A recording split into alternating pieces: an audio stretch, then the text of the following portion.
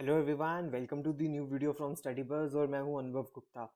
यार, एक चीज़ जो हमने एक्सपीरियंस से और बच्चों के कंसर्न्स और क्वेरी से देखी है कि बच्चों को ये समझ नहीं आता या उनको ये गाइडेंस नहीं मिल रही होती कि जब वो अपनी एमबीए प्रिपरेशन कर रहे हैं तो उनको अपना टाइम कैसे मैनेज करना है। यानी कि चाहे अगर आप एक कॉलेज स्टूडेंट हो या आप एक वर्किंग प्रोफेशनल हो, तो किस तरीके से आपको अपनी प्रिपरेशन के अंदर अपना टाइम मैनेज करना है, क्या क्या चीजें आपको करनी है, क्या क्या चीजें आपको अवॉइड करनी है, कैसे कैसे आप अपनी मोटिवेशन मेंटेन करके रख सकते हो। ये सारी चीजें मैं आज की वीडियो के अंदर डिस्कस करने वाला हूं। वीडियो को एंड तक जरूर देखना क्योंकि बहुत इंपॉर्टेंट कुछ आपको टिप्स मिलने वाली है। सो माय नेम इज अनुभव गुप्ता। Let's start. इससे पहले फ्रेंड्स हम स्टार्ट करें, आई वुड रिक्वेस्ट यू और चैनल को सब्सक्राइब करके बेल आइकन जरूर प्रेस कर देना ताकि ऐसे सारी इंपॉर्टेंट वीडियोस की नोटिफिकेशन आपको मिलती रहे। एंड प्लीज आप हमारे साथ इंस्टाग्राम पे जरूर कनेक्ट हो जाना बिकॉज इस पे हम डेली बेसिस पे बहुत ही इंपॉर्टेंट कंटेंट पोस्ट करते हैं। ये हमारा इंस्टाग्राम हैंडल है। एंड अगर आपका कोई डाउट है तो आप हमें ये व्हाट्सएप ग्रुप के ऊपर भी ज्वाइन कर सकते हो। उसके बाद फ्रेंड्स, अगर आप स्टडी बस का पेन ड्राइव कोर्स ऑर्डर करना चाहते हो या इसमें एनरोल करना चाहते हो तो इसकी कंप्लीट डिटेल्स आपको हमारी वेबसाइट के ऊपर मिल जाएंगी www.studybus.co.in। और हर पेन ड्राइव के साथ आपको एक पोर्टल की फैसिलिटी मिलेगी एज वेल एज आपको एक स्टडी प्लानर की भी फैसिलिटी मिलेगी। और ये खासकर इंपॉर्टेंट भी है आज के वीडियो के लिए क्योंकि आज मैं आपको बताने वाला हूँ कि यार कैसे आपको अपनी सारी चीजें ऑर्गेनाइज मैनर के अंदर करनी है। उसमें स्टडी प्लानर भी आपका हेल्प करेगा। इसके बारे में अगर आपको कोई क्वेरी है तो आप हमें इस व्हाट्सएप नंबर पे या आप हमें कॉल भी कर सकते हो।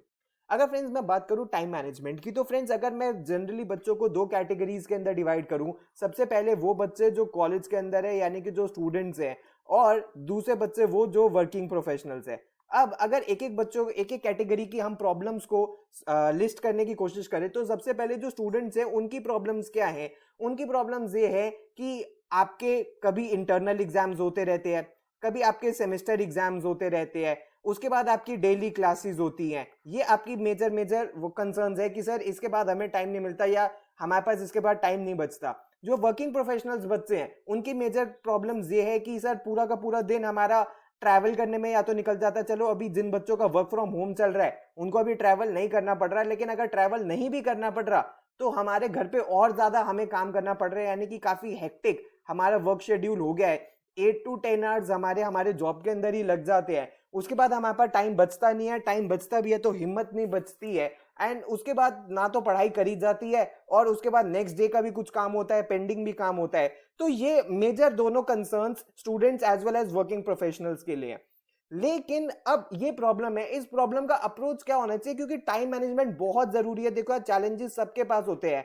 अब उस चैलेंजेस को ओवरकम हमें कैसे करना है, उसके लिए हमें अपना टाइम मैनेजमेंट करना पड़ेगा। कैसे करेंगे अभी हम आगे डिस्कस करेंगे। तो इसीलिए सबसे पहली चीज बहुत इंपॉर्टेंट है कि हमें ये चीज समझने की जरूरत है कि ये अगर ये हमारे पास प्रॉब्लम है, ये हमारे पास चैलेंजेस है, तो हमें इसको ओवरकम कैसे करना है, इसके एक एक करके हमें सॉल्यूशंस कैसे निकालने हैं। जो दूसरी सबसे बड़ी प्रॉब्लम बच्चों को प्रिपरेशन के अंदर आती है, कुछ बच्चों को विद इन 1 मंथ की, बहुत सारे बच्चों को विद इन 2-3 मंथ्स, कि वो अपनी मोटिवेशन लूज आउट करने लग जाते हैं। उनको ये लगता है कि अच्छा चलो हम अभी कर लेते हैं, हम क्यों कर रहे हैं, या हमारा करने की जील नहीं आ रही है, या हमें मोटिवेशन नहीं मिल रही है करने की। तो उसके लिए यार सबसे बड़ी प्रॉब्लम ये है कि मोटिवेशन जब जब आप एक्सटर्नल सोर्सेज से ढूंढने की कोशिश करोगे कि मुझे कोई मोटिवेट कर दे, मेरा टीचर, मेरा मेंटर, मेरे फ्रेंड्स, मेरे कलीग्स, तो वो एक बहुत टेम्परेरी फिनोमिना आपके साथ रहेगा। मोटिवेशन आएगी और चली जाएगी। तो इसके लिए मैं आपको एक चीज बहुत इंपॉर्टेंट बताना चाहता हूं कि प्लीज आप अपने माइंड के अंदर जब भी आप प्रिपरेशन करने चलो, एवरी डे आपको अपने आप को ये चीज बतानी है, व्हाट्स योर रीजन, ये आप क्यों कर रहे हो। फॉर एग्जाम्पल हर बच्चे का रीजन अलग हो सकता है। फॉर एग्जाम्पल अगर आपका रीजन ये है कि आपको टॉप आईएम्स के अंदर जाना है, टॉप बी स्कूल्स के अंदर जाना है, तो आपको अपने आप को डेली ये बोलना पड़ेगा, अपने आप को खुद पुश करना पड़ेगा कि अगर मुझे टॉप आईएम्स के अंदर जाना है तो ये मुझे मेहनत करनी पड़ेगी, ये मुझे पढ़ाई करनी पड़ेगी। फॉर एग्जाम्पल अगर आपकी अभी करंटली जॉब 2-3-4 लाख रुपए पर एनम की है और आपका ड्रीम ये है कि भाई आपकी 25 लाख रुपए की जॉब लग जाए, अगर मैं टॉप कॉलेजेस से अपनी एमबीए करूंगा तो मेरी 25 लाख रुपए की जॉब लग जाएगी, तो आपको कॉन्टिन्यूसली अपने आप को इस तरीके से पुश करना है कि यार मेरा रीजन ये है, मुझे ये 25 लाख रुपए के लिए करना है। या आपको ये लगता है कि भाई मुझे अपने करियर के अंदर डेवलपमेंट चाहिए, मुझे मैनेजर बनना है, मुझे लीडरशिप प्रोफाइल्स के ऊपर जाना है, मुझे टॉप प्रोफाइल्स के अंदर जाना है, करियर एस्केलेशंस चाहिए। तो इसके लिए कोई और सोर्स से आपको कुछ नहीं मिल सकता अगर अनलेस एंड अनटिल आप अपने आप को पुश ना करो। जब तक आपका रीजन स्ट्रांग नहीं होगा तब तक आपकी जो मोटिवेशन है वो बार बार लूज होती रहेगी। एक बार आपको आपका स्ट्रांग रीजन मिल गया तो फिर श्योरली मोटिवेशन आपके लिए कंसर्न नहीं रहेगा, फिर आप एक स्मूथ पैटर्न के अंदर पढ़ाई कर सकते हो।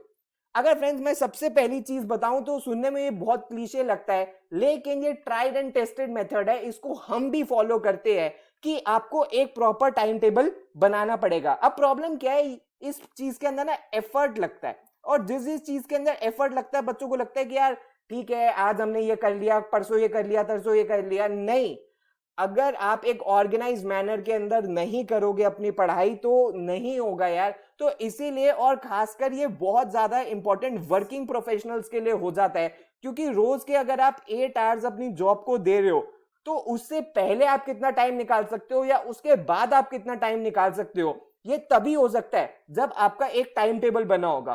क्योंकि जब आपको पता लग जाएगा कि अगले 4-5 डेज या अगले 1 वीक या अगले 15 डेज में आपको डेली बेसिस पे क्या क्या करना है, किस दिन आपके पास वर्कलोड कम होगा उस दिन आप ज्यादा पढ़ाई करोगे, किस दिन वर्कलोड ज्यादा होगा उस टाइम आप अपने जो आवर्स है उनको चेंज करके पढ़ाई करोगे। तो ये तभी हो सकता है जब आपने एक प्रॉपर टाइम टेबल बनाया हो। तो चाहे आप एक्सेल के अंदर बना लो, चाहे आप अपने फोन के अंदर बना लो या किसी नोटबुक के अंदर बना लो, लेकिन प्लीज एक टाइम टेबल जरूर बनाओ कि मैंने डेली बेसिस पे ये चीजें मेरी एजेंडा की हैं और ये चीजें मैंने खत्म करनी है। इससे आपको सबसे अच्छी बात क्या होगी कि इससे आपकी प्रिपरेशन कंसिस्टेंट हो जाएगी। कंसिस्टेंसी की क्या इंपॉर्टेंस है मैं अभी आपको एक आगे थोड़ी छोटी सी स्टोरी के थ्रू समझाऊंगा। इससे आप बहुत ज्यादा ऑर्गेनाइज्ड एंड सॉर्टेड हो जाओगे। जस्ट लाइक जो हमारे पेनड्राइव कोर्स का जो एक स्टडी प्लानर का फीचर है, उससे पॉइंट क्या होता है कि आपको पता लग जाता है कि आपने डेली बेसिस पे आपका ये एजेंडा था, ये आपको करना था और ये आप अचीव कर पाए हो, ये आपका रह गया है। तो आपको फीडबैक एक मिलता रहेगा कि यार मैंने अपना दिन का एजेंडा पूरा किया या नहीं किया, मैंने टारगेट रखा था वो मैं अचीव कर पाया या नहीं कर पाया। एंड आपको क्या फॉर्मूला फॉलो करना चाहिए, फॉर्मूला या rule of reward and punishment का। जब जब आप अपना टारगेट अचीव कर लो then reward your something with something good, and जब जब आप अपना टारगेट फेल करो then punish yourself in the sense कि आज मैं और चीजें कुछ नहीं करूंगा, आज मैं कोई नेटफ्लिक्स नहीं करूंगा, कोई अमेजॉन प्राइम नहीं करूंगा, कोई बिंज वॉचिंग नहीं करूंगा, कुछ नहीं करूंगा, कोई चैटिंग नहीं करूंगा, क्योंकि आज का मेरा एजेंडा रह गया है। जब तक आप अपने आप के साथ एक स्ट्रिक्ट एटीट्यूड के अंदर पढ़ाई नहीं करोगे, एक कंसिस्टेंट लेवल के ऊपर कंसिस्टेंसी के साथ पढ़ाई नहीं करोगे, तब तक आपको डिजायर्ड रिजल्ट्स नहीं देखने के लिए मिलेंगे। उसके बाद फ्रेंड्स नेक्स्ट चीज है कि अलोंग विद हार्ड वर्क हमें स्मार्ट वर्क भी करना है। कैसे हार्ड वर्क, कैसे मैं आपको एक बता दूं कि हमें कंसिस्टेंसी की इंपॉर्टेंस क्या है। एक छोटी सी स्टोरी से समझने की कोशिश करते हैं। फॉर एग्जांपल एक मान लेते हैं, एक छोटी सी स्टोरी है कि एक बॉडी बिल्डिंग कॉम्पिटिशन है और एक न्यू पर्सन इसके अंदर पार्टिसिपेट करना चाहता है जो कि 1 साल बाद है। ठीक है, सो 1 ईयर के बाद ये कंपटीशन है और इसके लिए इसको क्या करना है, इसके लिए इसको डेली 2 आवर्स का एक्सरसाइज करनी है। लेकिन इसको थोड़े दिनों बाद लगता है कि ठीक है यार मैं आज नहीं करता, कल भी नहीं करता, परसों भी नहीं करता, मैं एक काम करूंगा, मैं वीकेंड में ना 10 आवर्स मैं एक्सरसाइज करूंगा और पूरे हफ्ते में कुछ नहीं करूंगा। तो क्या इसको 1 साल बाद इसके डिजायर्ड रिजल्ट्स देखने के लिए मिलेंगे? कभी नहीं मिलेंगे। उसी तरह अगर आप ये सोचो मैं आज नहीं करता, कल नहीं करता, परसों नहीं करता, यार वीकेंड में मेरी छुट्टी है, उस दिन मैं बैठ के सिर्फ 10 घंटे पढ़ लूंगा, सिर्फ उतने से नहीं होगा। वीकेंड के अंदर भी पढ़ाई करनी है तो वीकडेज के अंदर भी टाइम निकाल के पढ़ाई करनी है। यानी कि हार्ड वर्क करना है लेकिन कंसिस्टेंसी के साथ हमें स्मार्ट वर्क भी करना है। क्योंकि अगर सिर्फ आप वीकेंड्स पे हार्ड वर्क करते रहे और आपने उसको एक रेगुलर पे वीकडेज के अंदर उसको अपने टाइम टेबल को इनकॉर्पोरेट नहीं किया तो उतनी कंसिस्टेंसी आपकी नहीं बन पाएगी। क्योंकि इसके अलावा आपको मॉक्स भी देने होंगे, क्योंकि मॉक्स जितने बच्चे ज्यादा मॉक्स देंगे उतना ही उनका बेटर परफॉर्मेंस आएगा और मॉक्स का फिर एनालिसिस करने के लिए भी आपको टाइम चाहिए। सो इसीलिए इंपॉर्टेंट है कि हमें जो भी कॉन्सेप्ट्स पढ़ने हैं या जो भी चीजें करनी है हम वीकेंड पे तो करेंगे ही करेंगे लॉन्गर आवर्स के लिए, लेकिन हम वीक डेज के अंदर भी वो करेंगे। उसके बाद अगर फ्रेंड्स मैं बात करूं कि और हमें स्मार्ट वर्क कैसे करना है, कि जब भी आप प्रिपरेशन कर रहे हो ये चीजें आपको पता होनी चाहिए। Assessment of the known and unknown topics. कैसे? जब भी आपने अपनी प्रिपरेशन शुरू करी है या अभी आपको महीना हुआ है या आप मिडल ऑफ द प्रिपरेशन में हो, जब भी आप ये वीडियो देख रहे हो तो कुछ कुछ चीजें हैं जो आपको श्योरली पता होनी चाहिए। फॉर एग्जाम्पल कि सबसे पहले वो कौन से टॉपिक्स ऐसे हैं जो आपके नोन है, जहां पे आप अपनी प्रैक्टिस करके स्ट्रेंथ बना सकते हो या उनके अंदर आपको कोई प्रॉब्लम नहीं आती है, या कौन से ऐसे टॉपिक्स है जो आपको अननोन है। फॉर एग्जाम्पल एक जस्ट एग्जाम्पल मान लेते हैं, फॉर एग्जाम्पल मान लेते हैं आपका ज्योमेट्री वीक है, तो आपको ये पहले दिन से पता होना चाहिए या जब भी आपने अपनी प्रिपरेशन करी है कि यार ज्योमेट्री मेरा अननोन है, ये मुझे पता रहना चाहिए कि ज्योमेट्री पे अभी मुझे मेहनत करनी है। उसके बाद जो भी आपकी स्ट्रेंथ्स है या जहां पे आप अपनी स्ट्रेंथ्स बना सकते हो विद प्रैक्टिस, वो सारी चीजें भी आपको पता होनी चाहिए कि फॉर एग्जांपल ये टॉपिक्स है, ये मेरी स्ट्रेंथ्स है, या ये टॉपिक्स ऐसे है यहां पे मैं मेहनत करके अपनी स्ट्रेंथ्स बना सकता हूं। एंड वो चीजें भी आपको पता होनी चाहिए कि आपके वीक एरियाज कौन से हैं जहां पे आपको ग्रेटर अमाउंट ऑफ प्रैक्टिस चाहिए। बिकॉज जब तक आपको ये डायग्नोसिस ही नहीं होगा कि आप strong for example time speed and distances के अंदर हो, लेकिन वीक आप मान लेते हो अलजेब्रा के अंदर हो, लेकिन ऐसा तो नहीं है कि बिना अलजेब्रा के आपकी प्रिपरेशन कंप्लीट हो जाएगी। तो आपको ये भी पता होना चाहिए कि यार मेरा अलजेब्रा अगर वीक है तो मुझे उसमें ग्रेटर अमाउंट ऑफ प्रैक्टिस करनी पड़ेगी और टाइम डिवोट करना पड़ेगा, तो उसके अकॉर्डिंग मैं अपना टाइम टेबल एडजस्ट करूं। ये चार चीजें हर सब्जेक्ट के लिए आपको पता होनी चाहिए, चाहे क्वांट हो, चाहे DILR हो, चाहे वर्बल हो, चाहे जीके हो, चाहे कोई भी XYZ आपका सेक्शन हो, उन सारे ही सेक्शंस के लिए आपको ये चार चीजें बिल्कुल आपके माइंड के अंदर क्लियर होनी चाहिए। उसके बाद अगर फ्रेंड्स मैं बात करूं कि बच्चे पूछते हैं कि सर हमें डेली कितना पढ़ना है, 2 घंटे, 4 घंटे, 5 घंटे, 6 घंटे। आपको डेली बेसिस पे जितना भी पढ़ना है, अगर आपको अपना स्कोर सब्सटैंशियली इंप्रूव करना है, you need at least 500 hours of quality study. चाहे आपकी करंट परसेंटाइल जो भी आ रही हो मॉक्स में, 60 आ रही है, 70 आ रही है, 80 आ रही है, अगर आपको अपने स्कोर को सब्सटैंशियली इंप्रूव करना है देन मिनिमम आपको 500 आवर्स ऑफ क्वालिटी स्टडी चाहिए। It can vary according to your calibre.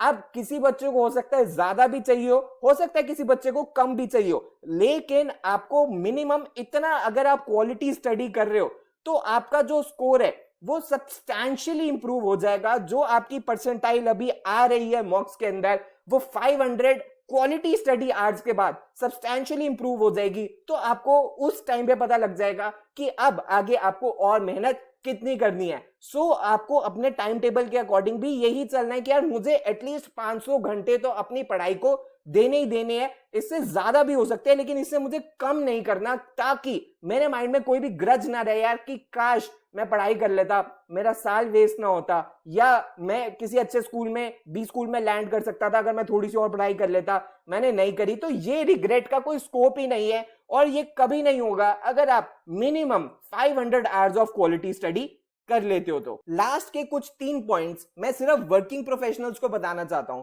कि देखो यार, वैसे अभी पेंडेमिक का टाइम है लेकिन अब काफी चीजें चेंज भी हो रही हैं। तो अगर आपके पास जॉब का ऑप्शन है तो आप ऐसी जॉब चूज करना कि जहां पे आपको ट्रैवल कम करना पड़े, या अगर आपको ट्रैवल करना भी पड़ रहा है तो आप अपने ट्रैवलिंग टाइम को कैसे आप यूजफुल करोगे। आप बुक पढ़ के करोगे ताकि आपके RCs इंप्रूव हो जाए, या आप वोकैब करके पढ़ोगे, या आप अपने क्वांट के फॉर्मूला देख के करोगे, क्योंकि ट्रैवल के अंदर आप क्वेश्चन तो शायद सॉल्व नहीं कर पाओ पेन एंड पेपर के अंदर। तो कैसे आप अपना इंप्रूव करना चाहोगे, या आप न्यूज़पेपर पढ़ के करोगे। तो ये सारी चीजें आपको स्मार्टली करनी है। अगर वर्किंग फ्रॉम होम का भी ऑप्शन है तो उसके अंदर आपको ये ध्यान रखना है कि कैसे आप अपने एक्स्ट्रा वर्किंग आवर्स को कट ऑफ करोगे। रीजन बीइंग, अगर जितना आपकी जॉब मांगती है उतना तो आपको करना है, लेकिन उसके बियॉन्ड कैसे आपको अपनी पढ़ाई के ऊपर भी फोकस करना है। फॉर एग्जाम्पल 8 आवर्स अगर आप वर्क फ्रॉम होम कर रहे हो और बीच में आपने 1 घंटे का ऑफ लिया है और उस 1 घंटे के अंदर आप कुछ थोड़ी बहुत देर पढ़ाई कर सकते हो, तो वो कैसे करोगे, वो आपको अपना टाइम मैनेज करना है। और कैसे आपको एक्स्ट्रा वर्किंग आवर्स कोशिश करके लिमिटेड रखने हैं ताकि आप अपनी पढ़ाई पे फोकस कर सको। ये स्पेशली वर्किंग प्रोफेशनल्स बच्चों के लिए है। एंड कोशिश करके आपका ये रहना चाहिए टारगेट कि डेली 2 आवर्स आप निकाल सको अपनी पढ़ाई के लिए, चाहे आपको सुबह 5 बजे उठना पड़े, 6 बजे उठना पड़े, या रात में आप 8 घंटे की बजाय 6 घंटे सो, 6.5 घंटे सो, प्लीज 24 घंटे में से 2 आवर्स आप अपनी प्रिपरेशन के लिए निकाल सकते हो, कैसे भी निकाल सकते हो। ऐसा नहीं है कि 24 घंटे में से आप 2 घंटे डेली पढ़ाई के लिए मिनिमम नहीं निकाल सकते। And longer hours on weekend या वीक ऑफ्स, जब भी आपकी होती है, सैटरडे संडे या किसी भी दिन आपकी जब वीक ऑफ्स होती है, तो उस दिन बाहर घूमने के बजाय कैसे पढ़ाई पे ज्यादा फोकस करना है, कैसे जो टाइम लॉस हो गया है उसका कॉम्पेंसेशन करना है, और कैसे जो जो आपके टारगेट्स थे वो अचीव करने हैं, मॉक्स थे देने थे, एनालिसिस करना था, ये सारी चीजें अगर आप करोगे तो सब्सटैंशियली आपकी जो परफॉर्मेंस है उसके अंदर आपको एक बहुत ही अच्छा एक पॉजिटिव आउटकम देखने के लिए मिलेगा। एंड हो सकता है आप अपने डिजायर के बी स्कूल में, अपनी पसंद के बी स्कूल में, टॉप बी स्कूल्स के अंदर लैंड कर जाओ। तो फ्रेंड्स, ये सब कुछ था आज की वीडियो के अंदर, जिसके अंदर मैंने आपको बताया कि यार आपको अपना टाइम कैसे डेली बेसिस पे मैनेज करना चाहिए। वीडियो पसंद आई हो तो यार लाइक जरूर कर देना। ये हमारा हैंडल है स्टडी बज़ एंड एजुकेशन, इस पे जरूर आप हमारे साथ कनेक्ट हो जाना। अगर आपकी कोई क्वेरी है तो आप हमें व्हाट्सएप या ईमेल भी कर सकते हो। So thanks a lot friends, all the best, God bless you.